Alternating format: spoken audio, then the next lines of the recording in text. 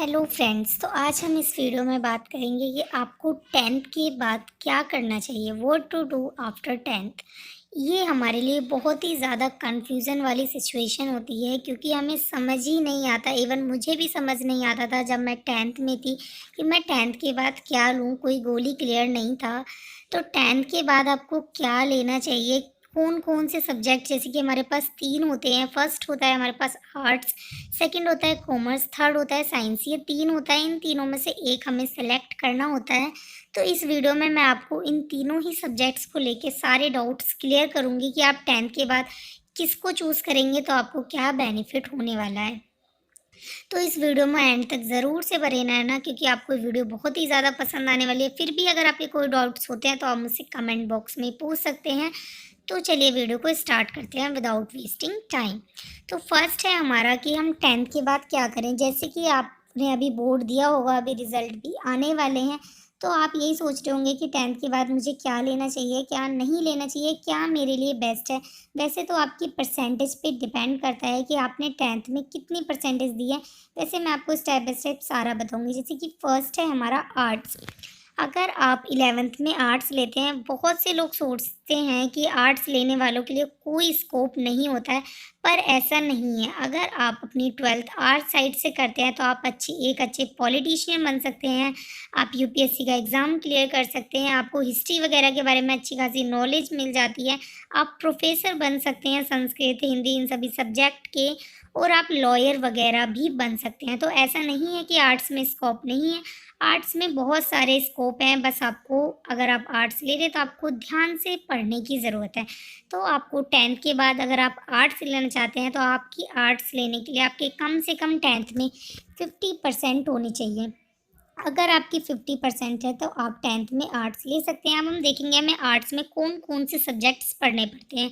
जैसे कि हमें इसमें कुछ सब्जेक्ट की मैंने लिस्ट बनाई है, वो आप देख सकते हैं। पहला है जैसे हिस्ट्री, ये हमारा पहला सब्जेक्ट होता है जो कि आर्ट्स में मिलता है। इसमें क्या होता है, आपको इतिहास, पुराने समय के बारे में, पुराने लोगों के बारे में, भारत का इतिहास कैसा रहा उसके बारे में बताया जाता है। इंग्लिश सब्जेक्ट होता है, इसमें आपको इंग्लिश तो कंपलसरी होता है। अगर आप बायो वगैरह भी लेंगे तो भी अगर आपको इंग्लिश मिलनी ही मिलनी है तो आपको इंग्लिश सब्जेक्ट रहता ही है। साथ में ज्योग्राफी होता है जिसमें कि हम भूगोल कहते हैं। इसमें हमें पृथ्वी के बारे में पता लगता है, पृथ्वी में क्या है क्या नहीं सब कुछ पता लगता है। साइकोलॉजी, इसमें हम इसके अंदर हम मनुष्य के दिमाग, जैसे इंसानों के दिमाग, उनका बिहेवियर, उनकी पर्सनालिटी के बारे में स्टडी करते हैं। पॉलिटिकल साइंस होता है हमारे पास, जिसे हम राजनीतिक शास्त्र भी कहते हैं। इसमें आपको राजनीति से रिलेटेड सारे सब कुछ पढ़ाया जाता है। फिर हमारा होता है इकोनॉमिक्स। इकोनॉमिक्स के अंदर हमें मॉडल्स वगैरह जो होते हैं उनके बारे में बताया जाता है, उनसे रिलेटेड सारी चीज़ें सिखाई जाती हैं। सर्विस सेल वगैरह, इकोनॉमिक वगैरह कैसे क्या रहता है ये सब बताया जाता है कि सेल में सेल क्या चल रहा है क्या नहीं, ये सब कुछ सिखाया जाता है। संस्कृत, संस्कृत वैसे हिंदी के अंदर आता ही आता है। 12th में भी आप अगर हिंदी लेंगे, जैसे मतलब आप बायो लेते हैं उसमें हिंदी इंग्लिश तो हो गई, तो हिंदी में वैसे भी संस्कृत आपका आता ही है। इसमें आपको संस्कृत लैंग्वेज में सिखाया जाता है क्या चीज़ कैसे बोलनी है कैसे नहीं। फिर हमारा सोशोलॉजी। सोशोलॉजी क्या है, एक ऐसा सब्जेक्ट है जिसमें आपको सोसाइटी से रिलेटेड चीज़ें बताई जाती हैं कि हमारी सोसाइटी में क्या चल रहा है क्या नहीं, इन सभी के बारे में आपको नॉलेज दी जाती है। फिर हमारा है फिलॉसफी। फिलॉसफी क्या होता है, बहुत ही ज़्यादा इंटरेस्टिंग सब्जेक्ट होता है। इसमें आपको हमारे बारे में बताया जाता है, इंसानों के बारे में बताया जाता है सब कुछ। अब हम देखेंगे जो, अब मैंने आर्ट्स के बारे में बता दिया, अब हम बात करें कॉमर्स के बारे में। कॉमर्स को थोड़ी ज़्यादा वैल्यू दी जाती है क्योंकि 10th के बाद 50% वालों के लिए तो वैसे आर्ट साइड मिल जाती है, पर कॉमर्स अगर आपको चाहिए तो कम से कम आपके 60+ परसेंटेज होनी चाहिए। तो कॉमर्स भी एक अच्छा सब्जेक्ट है, इसमें भी आपको बहुत सारी नॉलेज मिलेगी, उसके बारे में हम वीडियो में बात करेंगे। कॉमर्स लेते हैं तो कॉमर्स में आपको अकाउंट से रिलेटेड पढ़ाई की जाती है। जैसे कि आप सीए की जॉब कर सकते हैं, आप बैंक वगैरह में असिस्टेंट वगैरह बन सकते हैं, आप बैंक में कोई नौकरी करना चाहते हैं तो वो आप कर सकते हैं कॉमर्स की मदद से। तो आइए हम इस वीडियो में जानेंगे कॉमर्स के अंदर आप कौन कौन से सब्जेक्ट पढ़ने पड़ेंगे। ये जानना आपके लिए ज़रूरी है। अगर आप कॉमर्स ले रहे हैं तो आपके दिमाग में कोई भी डाउट नहीं होना चाहिए।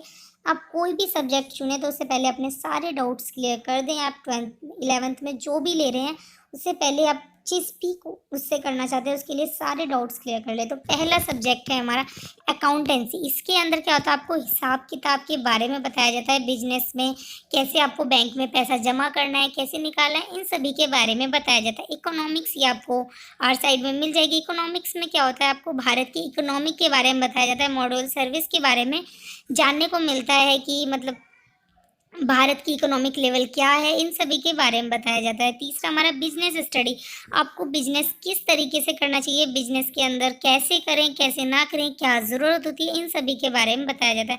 मैथमेटिक्स आपको मैथ से रिलेटेड, और इंग्लिश तो ये आपकी कंपलसरी होती है। अब हम देखेंगे, अगर आप साइंस स्ट्रीम चूज़ करते हैं, जो ज़्यादातर बच्चे करते हैं और इसे एक रिस्पेक्टेड माना जाता है साइंस स्ट्रीम को, कि इसको करने के बाद आपके पास बहुत सारी अपॉर्चुनिटीज़ होती हैं। तो अगर आप साइंस में भी रुचि रखते हैं तो आप इसमें आप डॉक्टर बन सकते हैं, फार्मासिस्ट वगैरह का काम कर सकते हैं। हालांकि इसको करने के बाद आपके पास जॉब अपॉर्चुनिटीज़ थोड़ी ज़्यादा हो जाती हैं, क्योंकि इसमें जो रिक्वायरमेंट होती है, इसमें आपकी परसेंटेज 70 के कहीं कहीं पे 70 प्लस होती है, कहीं कहीं पे 75 प्लस मांगी जाती है। इसमें भी आपकी दो तरीके की होती है साइंस करें, या तो आप PCM कर सकते हैं या तो आप PC भी कर सकते हैं।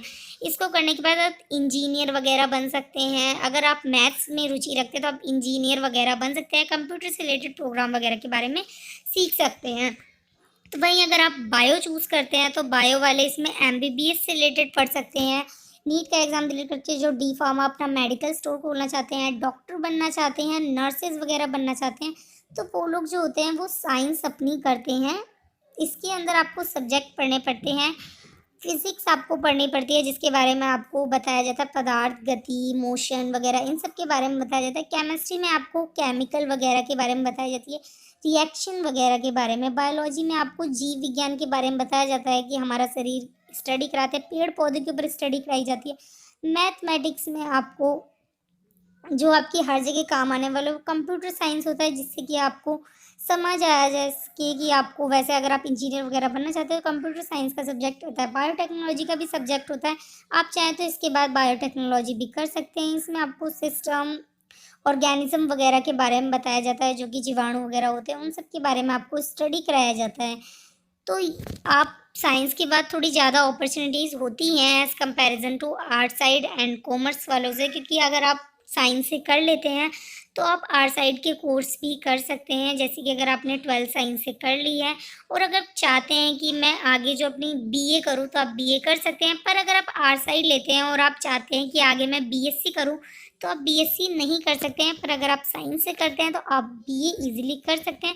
तो साइंस वालों के लिए थोड़ी सी अपॉर्चुनिटी बढ़ जाती है। हालांकि ऐसा नहीं है कि आर्ट साइड और कॉमर्स वाले कुछ नहीं कर पाते हैं, आर्ट साइड वालों के लिए भी अच्छा है, इसके लिए भी अच्छा है। तो आप जिसमें चाहें उसमें कर सकते हैं। आप डिप्लोमा कोर्सेज भी कर सकते हैं, जैसे आप पॉलीटेक्निक कर सकते हैं या आप 10वीं के बाद भी कर सकते हैं। इसमें क्या होता है, डायरेक्ट कॉलेज हो जाता है आपका, ये एक अच्छा ऑप्शन है। आप एक इंस्टीट्यूट से आपको डिप्लोमा कर लेते हैं, जैसे fashion designing, computer hardware, automobiles, electronic engineering, mechanical engineering जैसे सब्जेक्ट आपको डिप्लोमा करवाते हैं। इसमें आपको डायरेक्ट जॉब भी मिल जाती है। और अगर आप इसके बाद अगर आप डिग्री वगैरह करना चाहते हैं तो आप कॉलेज में एडमिशन ले सकते हैं। अगर आप पॉलीटेक्निक नहीं करना चाहते तो आप इंडस्ट्रियल एरिया ट्रेनिंग में, इंडस्ट्रियल एरिया जो होती है वहाँ पे ट्रेनिंग ले सकते हैं, जहाँ पर आपको अलग अलग चीज़ों के कोर्स करवाए जाते हैं, जिससे आप आसानी से जॉब पा सकते हैं। पर आजकल ज़्यादातर लोग 11th इन तीनों साइड से करने के बाद अपनी डिग्री कंप्लीट करते हैं, फिर कॉम्पिटिटिव एग्ज़ाम्स की तैयारी करते हैं। तो अगर आप चाहें तो कॉम्पिटिटिव एग्ज़ाम्स की तैयारी भी कर सकते हैं आफ्टर 12th। 10th के बाद भी कर सकते हैं, SSC वगैरह वालों का 12th के बाद भी कर सकते हैं, और आप ग्रेजुएशन कर लेते हैं तो भी कर सकते हैं। तो होप आपको ये वीडियो हेल्पफुल रही हो। फिर भी कोई डाउट हो तो आप मुझसे कमेंट बॉक्स में पूछ सकते हैं। चैनल पर नहीं है तो चैनल पर सब्सक्राइब करिए। इस चैनल पे मैं डेली गवर्नमेंट जॉब से रिलेटेड वीडियोस भी डालती हूँ। और अगर फिर भी अगर आप चाहते हैं मैं किसी और चीज़ के बारे में वीडियो बनाऊँ तो आप मुझसे कमेंट बॉक्स में पूछ सकते हैं। नेक्स्ट वीडियो उसी पे बनाने की